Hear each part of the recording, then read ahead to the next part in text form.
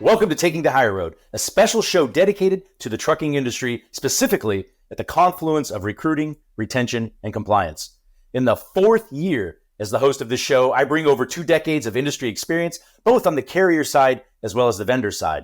And each week I interview industry experts and thought leaders who bring their insight to the driver lifecycle as we discuss the industry's greatest challenges.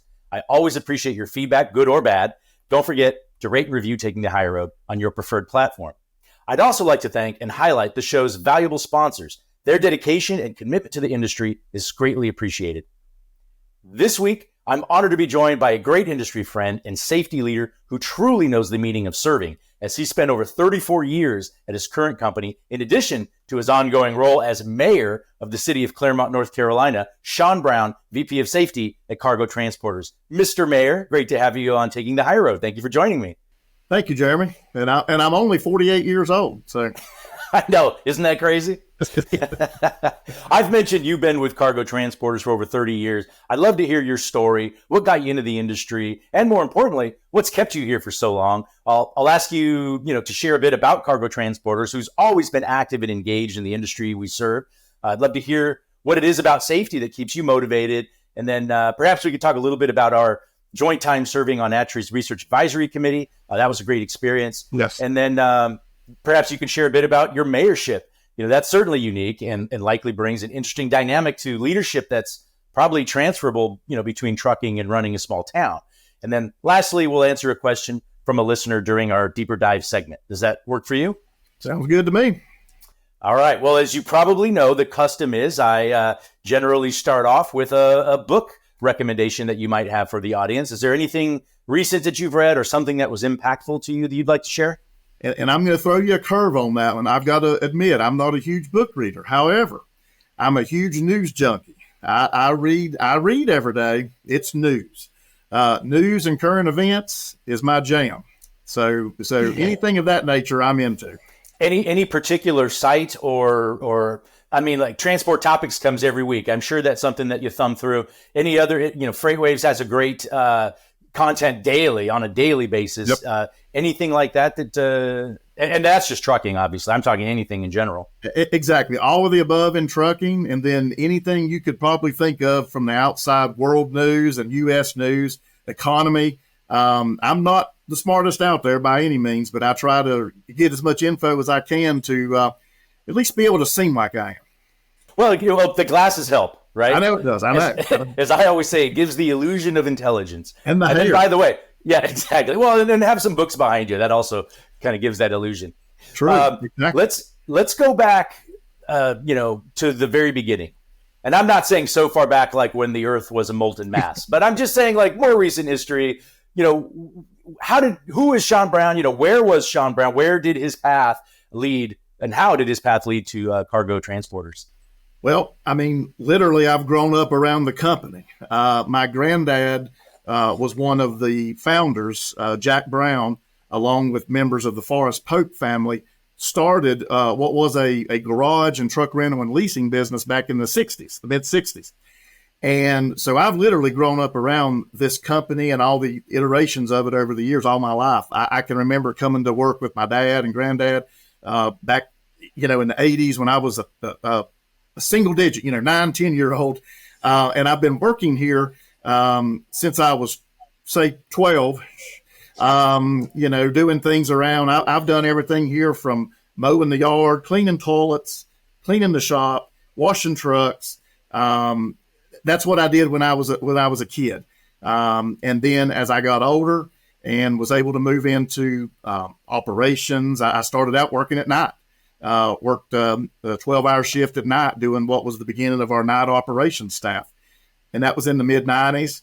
Eventually was able to take a position daytime, which was very welcome to me, to go into dispatch, a fleet leader role. And I've morphed into as an operations manager, managing the fleet leaders, customer service, the support staff, which is our 24/7 staff that we have covering all the time. And then eventually in 2013, was promoted to vice president of safety and recruiting, which has now morphed into just safety. But I've done every job in Cargo Transporters except for sales.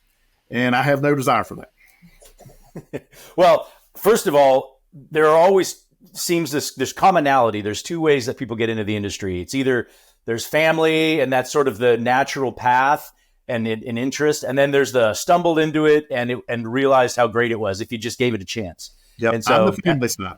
Yeah, and I love that. I absolutely love that. And I mentioned that Cargo Transporters has been a leading carrier in the industry. Very active and engaged for as long as I've been around, and certainly committed to safety and compliance. Maybe for those who aren't familiar with Cargo Transporters, can you share a little about the company? What type of freight hauls operates and so on? Yep, we are a dry van carrier, 53-foot dry vans running all 48 contingent states. The Cargo Transporters division was began in 1982 after deregulation. Prior to that, as I mentioned, we were a truck rental and leasing business as Catawba Rental Company and a shop, a garage for trucks. But the Cargo Transporters division began in 1982 and started out with 5-10 trucks and is 500 trucks today. That was before you were born. No, I was born in 75. I'm just joking. I was 7 years old. No, thanks for making me feel old. I just celebrated a 50th birthday recently. So congratulations. Thanks. I, as a certified director of safety, that's a credential that I know is highly sought after, certainly for leaders in safety and compliance. Your area of expertise is around keeping cargo transporters, drivers, and the motoring public safe. Why is that a passion for you, and how has that maybe changed or evolved in the past decade or so, especially as we continue to see increasing nuclear verdicts and settlements? Well, I got to admit, like I said earlier, my whole root of my background was in operations from the mid 90s all the way until 2013 when I moved into this role. I really loved operations. That was my bread and butter. I enjoyed it, but I didn't know how much more I would enjoy this side of things, the safety side especially, until I got into it. And I'm very thankful that I moved into this side, because as much as I enjoyed operations, I'll tell another little secret. I don't want to go back. So I enjoy where I'm at. I enjoy learning and meeting people, just like you mentioned earlier, as we've met, and there's thousands of other people that we've met along the years. And there's no secrets in safety.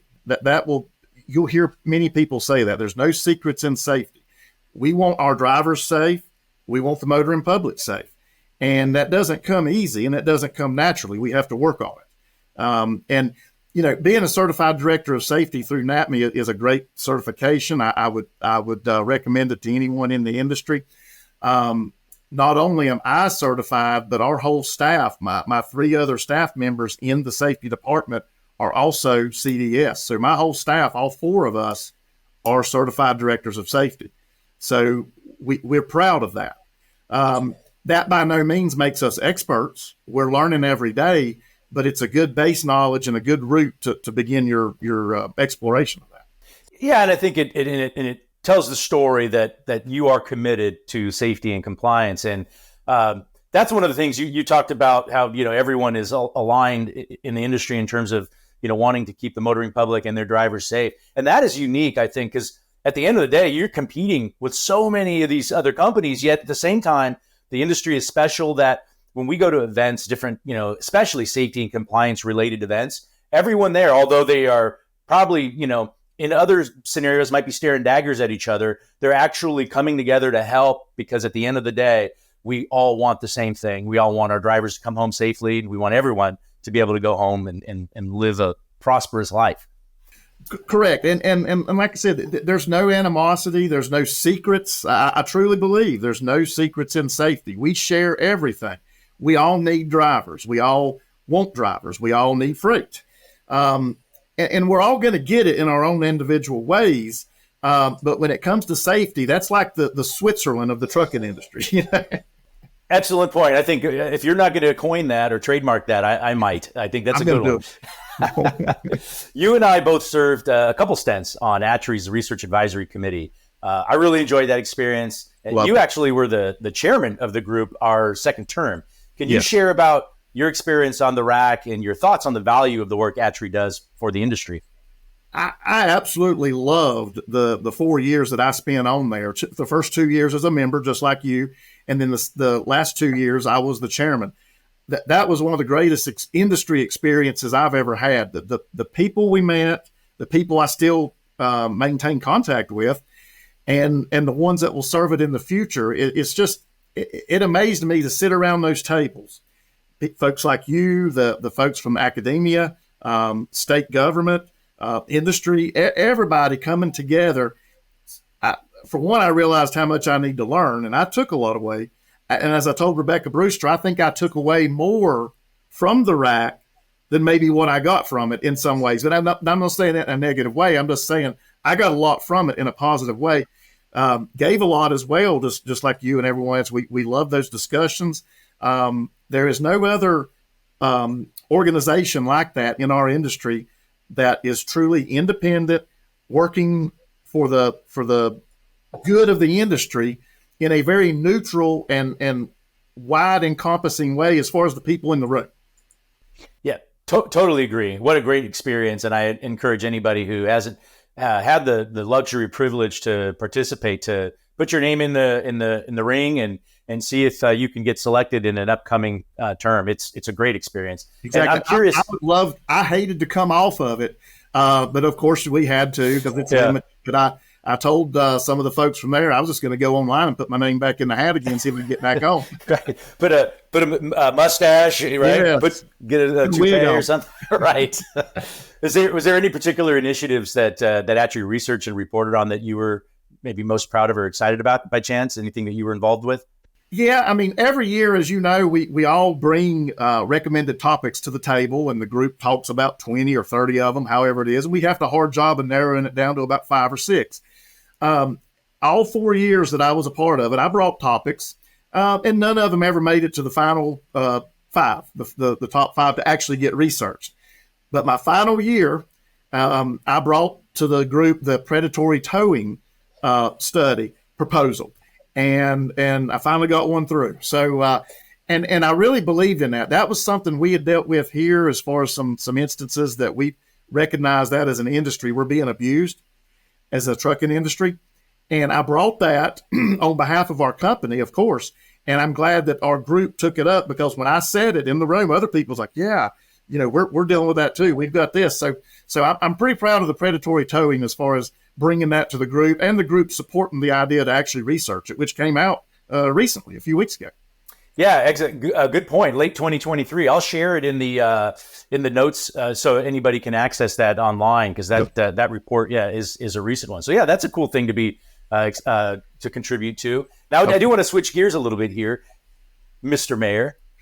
How did you become the mayor of Claremont, North Carolina? Let's talk about that. That's interesting. Well, Claremont is my home. That's where our company's based. I live literally 2 minutes from my office where I'm sitting now. I can be home in 2 minutes. I've grown up around it. Back in the late 90s, early 2000s, I was a volunteer with the city, like helping with Christmas parade, fall festivals, just organizing events. And at about the same time that I got a little bug to maybe step it up a notch, I had people come to me in the community and said, hey, why don't you run for city council? Why don't you do that? So essentially in 2007, I filed at the Board of Elections, paid my $5 and got on the ballot in a contested election for city council. Not because I was unhappy with the group that's there. It's just because I wanted to be a part of it. So I lost by 8 votes. I lost by 8 votes in 2007. So they're 4-year terms, but there's an election every 2 years because they're staggered. So in 2009, I ran again and thankfully won a seat on council very handily at that time. So I was a city councilman from 2009 to 2013, served that 4-year term. And then in 2013, I ran for mayor when the previous mayor decided not to run. And I've been mayor ever since 2013. I've gone through, the 13, the 17, and the 21 elections, and currently serving my third term as mayor. That is so cool. And wow, I think it's an inspiration for anybody listening saying, that's how you do it. Like that's, if you want to, if that's something you really care about, and you're not in this because you are a politician. You're in this because you care about your city and you want to be a part of making things better. That's my assumption anyway. You're 100% correct. And on the I'm not a politician, period. I'm an elected official. Politician has a bad connotation. Exactly. But seriously, it does. it's not about the money. The money I get, the stipend that is paid to a councilman or the mayor, it's not even enough to pay my cell phone bill for a year. So it's definitely not about money. You give a lot of time, but it's rewarding. It's rewarding. It's worth it, and I love it. It's nobody forces me to run. I freely go down and file to run. Now, obviously, I when this term is up, I'll be 50 years old in 2 years from now, or 25 when this term's up. I'll be 50 years old, and I will have been on an elected official for 16 years at that time. I'm not, I still got more in me, but I've got way more behind me than I do in front of me. Let's say that. That's fair. And that's fair. Quick question. Curious, how long was the mayor that you replaced? How long was he or she mayor of Claremont? He had actually just served a 4-year term. He served one term, but prior to that, the mayor, I had served 12 years, like I'm in right now. I'm in my 10th year. And coincidentally, that former mayor used to work for us here at Cargo Transporters as director of recruiting. So Cargo Transporters has kind of a heritage of generating mayors as well. Yeah, I can see that. So I'm just curious, does being a mayor of a town complement your work as VP of Safety and just as a leader at Cargo Transporters and vice versa? It's about people. You can take the word people relations and apply that to any industry, any job, any situation. So it's all about working with people. If you can work with people as a mayor, as a vice president of safety, you can do, it's people skills. We always say we can teach trucking to somebody. We just need somebody to have the aptitude and the people skills to come in and into the industry. We'll teach them the industry. But it's about working with people and how to get what you need from people and how people can get what they need from you in a positive way, in positive ways. Yeah. So kind of bottom line is the trucking industry is I think we say a lot of times, it's about people. It's about working with people, whether you're leveraging technology and this kind of, to maybe improve processes, streamline efficiency, et cetera. It still boils down to people, working with people. In my role as a VP of safety and a lot of other people roles, I don't make any money for this company. I mean, I don't generate revenue. Those drivers and those trucks that they're driving on the road, that's what generates the revenue. It's my job to keep from losing anything out the back door and to retain because, I don't generate the revenue. Those hardworking drivers and the equipment that they drive, that's what's generating the revenue. Right. You can help from not just preventing anything from going out the back door, right? Obviously significant, lawsuits, et cetera, but also reputation. I think, having a really good safety reputation is valuable, both from a customer standpoint and just, drivers would prefer to work for a company that they know has a good reputation. You don't have a bullseye on the side of your trailer every time you're going down the highway. Correct. And we hear that from people. And I'm sure from a recruiting, I'm not involved directly in recruiting anymore, but in trucking, we're all involved in recruiting in some way, as you well know. But, you hear drivers say, y'all got a good reputation out there. Y'all are you take things seriously. You're firm, but they respect how we operate. And I think that does gravitate a lot of people towards us. And quite honestly, it may send some people away from us, but that's okay. Exactly. That is absolutely okay. I'm curious, as we start a new year, what you're expecting from a recruiting and compliance standpoint. Are you getting a sense that the freight recession has bottomed out at all, or what's the plan for Cargo Transporters this year? Everybody has opinions. My opinion is that the economy is looking in a more positive direction. There's a lot of capacity out there, but I'm a firm believer that in 24 and probably 25, there's going to be a reduction in capacity. I think you're going to see more companies consolidate. I think consolidation is going to be a big thing. We're already hearing news stories in the last week or two about some purchases and consolidations. I think that's going to continue. Rates will eventually go up for the carriers when the capacity goes down. And, it hasn't been that way recently, but when that turns, we'll see some rates, but there's a lot of capacity out there now. there's still a lot of capacity. A lot of that capacity came in during COVID, as you know, but those people are starting to drop out. Some of those owner operators and small companies, they were making good money during a period of time, but now the margins are not as good for them. So they're falling to the wayside. Yeah, I was going to say towards the end of 2023, I saw a chart on FreightWaves that showed number of new, carriers, new DOT, authority, new DOT numbers added over the years. And it goes back maybe 20 years or so. And it showed this huge jump during COVID. And then subsequently a pretty significant steep, drop off here in the last year and a half or so. Correct. So, and I think that drop is going to continue. Yes. Yeah. That's the trend. Yeah. And I think that's what the story was telling as well. But I'm curious now, as if you don't mind, we'll jump into the deeper dive question. Now, this is a question that's submitted by a listener. And the question is, do we really have a driver shortage? It seems like it is not as bad now as it was a couple years ago. What's your take on that? I mean, I believe from a net numbers standpoint, yes, that there is a shortage. I do believe that. But a second layer to that is also the shortage of qualified, safe drivers. The word available driver, that's one thing. But if that driver can't pass pre-employment tests and things, I mean, that's the second part of this. I think we've really got to look at, unfortunately, we have, the drug use and the clearinghouse has done a great job of getting those people out of the industry, which is where they need to be, out of the industry. Nobody needs to be driving a truck or any vehicle under the influence, period. But we have to have people that can pass these tests. And there's a lot of work going on in the industry as well to move forward with like hair testing. We do it as a pre-employment. Do you do that though? I'm just curious. I would have trouble passing it if I needed to.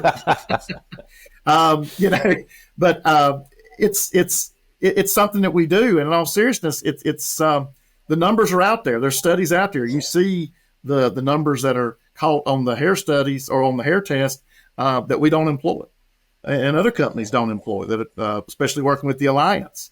So I think it's twofold. I agree that there's a net shortage, yes, but I think the bigger issue is getting the qualified. If we could get the good quality people to the table for the jobs, I believe that's going to close the gap in a huge way, and I think it's going to close it faster than just looking at the sheer number that I referenced earlier. Look at the people that have not come back into the industry after getting booted out from the clearinghouse, that have not recertified. Yeah, almost all of them, right? A big percentage of them. So see, the drivers are there. They're able to drive a truck. We just need them to get requalified and remain qualified to be able to drive the truck. Yeah. No, I agree, and I think it's a great point and a great take. And I recall back in 2008-9 when we had that great recession, which you were around, you remember those days. I mean, that was tough. And we going into that time, we were talking about a driver shortage. It was the number one issue on ASHRAE's top 10 list year after year. And then all of a sudden it almost disappeared, but that wasn't because the problem was solved. Nothing fundamentally changed. Instead, it was just because something bigger, there was a big wet blanket thrown over everything, which is the economy at the time. And you can argue the same thing today. Yeah. And the dichotomy of that is that there was a period of time in some of those studies where the carriers would say there's a driver shortage, but the drivers were saying, no, that's not the big issue. There's no driver shortage. So see, and I remember those studies coming out, and especially with Rebecca talking about it and us going over things and seeing them over the years, that was interesting because you had the two different perspectives. As long as the driver's busy and running, he's like, well, I'm good. There's no shortage. Right. We don't need more. Don't get more. I got loads. Yeah. So no, that's an interesting point to be made real quick on ATRI is that study that comes out every year. There's the perspective of the carriers, those industry stakeholders, and then specifically of drivers, and the difference between the two. It can be staggering, and she always makes the point that if recruiting and retention are one of your top issues, then you should be listening to what matters to them and address those things. And I love what she says that. And you took the words right out of my mouth. I was thinking that exact same thing. We as carriers, we as the managers of companies, we got to look at what that driver survey says, because that's what they think. And we got, and I'm not saying right or wrong. I'm just saying that's their perception, and their perception's 100% reality. So we need to get into that world and work with that to make everybody happy. Well, Shawn, I really appreciate you joining us today. I appreciate your friendship, your passion for the industry, and dedication to both cargo transporters and to the town of Claremont, North Carolina. Thank you so much for joining. City of Claremont, North Carolina. Oh, and I'll tell you one thing. I promised my son I would give him a shout out. My son Jackson, he's 17 years old. He actually is the fourth generation member of the Brown family to work at our company. He washes trucks now. He's out in the body shop, and the guys are showing him the ropes out there. So he's actually working today over Christmas break, and so Jackson is my son and the fourth generation of the Brown family to work in our company. That's really exciting. I'm sure that's something that you're super proud of, and even made cooler by the fact that my son is also named Jackson. Right. And so, yeah, so I love that. So thanks again, Shawn. I really appreciate it. And thank you, Jackson. Thank you. Thank you. And thanks for joining me for another episode of Taking the Higher Road and for spreading the word to your industry peers. We really appreciate it. And once again, special thanks to the sponsors of this show. We really appreciate you. And don't forget to rate and review Taking the Higher Road on whatever platform you use to listen. Until next time, thank you for taking the higher road.